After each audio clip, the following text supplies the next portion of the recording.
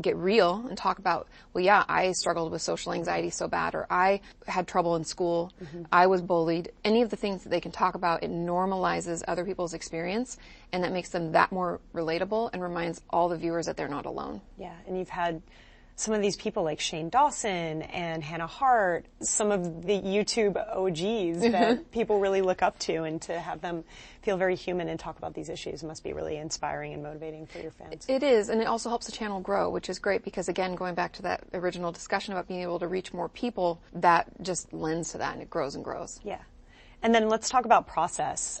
Do you have a formula or a framework that you use when you're creating content? Yeah, I do have like a rough structure, so to speak, because I have two styles of videos. I have one on my Monday release. It's usually more diagnostic, or like I'm teaching them about something. Yeah. And so it'll be, let's say, how do I know if I have anxiety?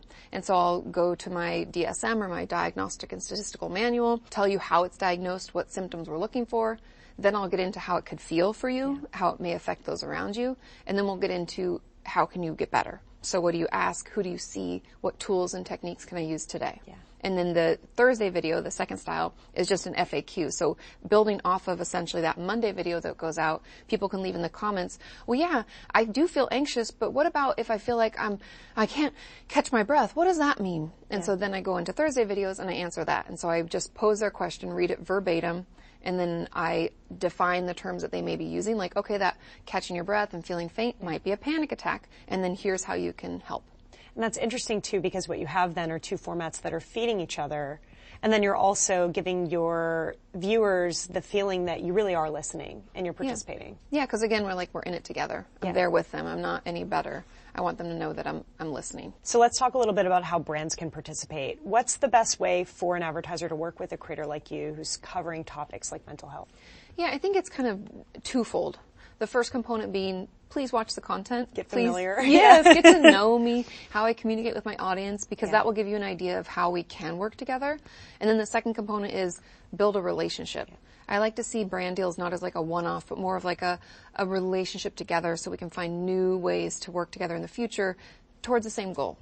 I think the longer term partnerships where you're getting to know the brand are so much more fruitful, because what you're seeing is over the course of time, the content gets better, you're more flexible together, you're crafting together, it's a collaboration versus a message that's kind of being forced. Exactly, and then it's more well received by the audience because it's more authentic to me. And are there types of brands or categories of advertisers that you think work really well for your channel?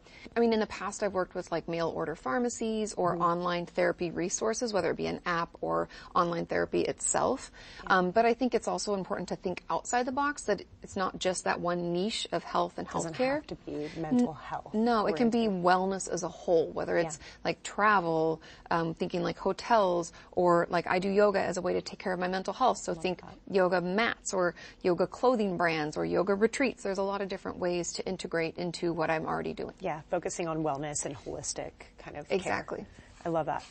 Okay, Katie, last question. It's about the future. Ooh. How do you think that mental health content is going to evolve? I think the most important thing when we're creating online content in general is making it easily digestible. And even more than that for me is making it shareable. Because like we talked about at the very beginning, the reason people come online is because of the stigma. So I really want to remove that so people feel free to share. Reach as many people as possible. Exactly. And what about in terms of other mediums? Are you thinking about new formats? Are there other things that are exciting for you as you're developing? Yeah, I'm excited about a lot of things. As far as different formats, I'm really looking into kind of like more short films where I can tell a story, because I think storytelling has a lot of power. Yeah. People are able to hear something maybe they wouldn't originally have been able to hear. And then also my book came out. Yeah. And that's just yet another medium that I can reach people, especially if people want something to take tangibly and work on. Lots of different formats. You can have a content ecosystem. It's an awesome way to reach people in different parts of their lives. Exactly. Thank you so much for coming. Yeah, thanks for having me. And thank you for watching this creator session. If you enjoyed this episode, please like and subscribe. And don't forget to check out Katie's channel on YouTube and her new book, Are You Okay?, for more perspective on mental health. Thanks.